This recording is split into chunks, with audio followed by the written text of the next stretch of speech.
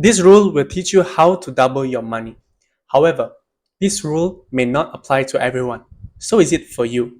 Stick right to the end of the video to find out if it is for you. The rule of 72.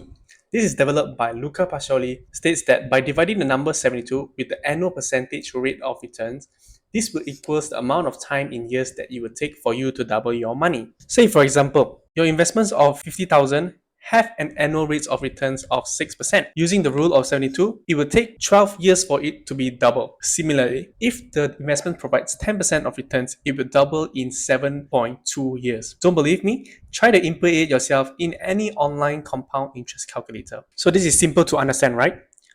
Now, we need to find out the investments who provide the best returns while minimizing risk. So how do we get started? First off is to get an emergency funds of 3 to 6 months of expenses.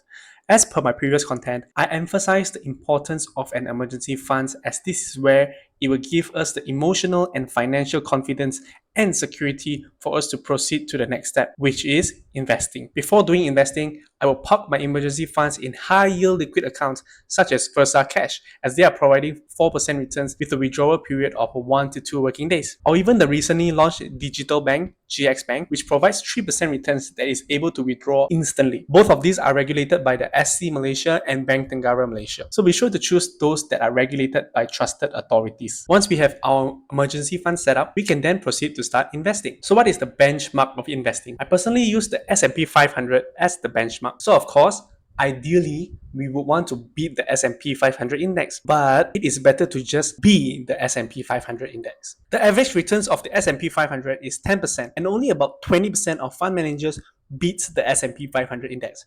So if you could beat the S&P 500, you are already in the top 20%. This is because mutual funds usually have fees associated with it and it will eat up in your returns. Note to always keep your emergency funds separate from investing, as we may want to pull out our emergency funds at any point of time, but we want to keep our investments growing. So who should not practice this strategy?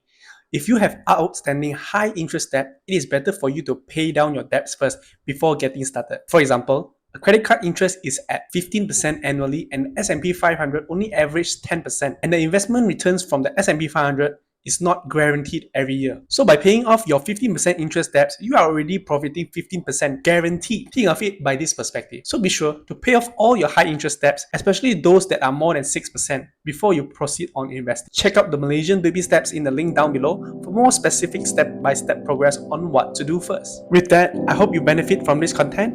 I will be talking more about personal finance, and let's get my channel to 1000 subs, and by then I will reveal my investment portfolio. So don't forget to like and subscribe, and I'll see you next time.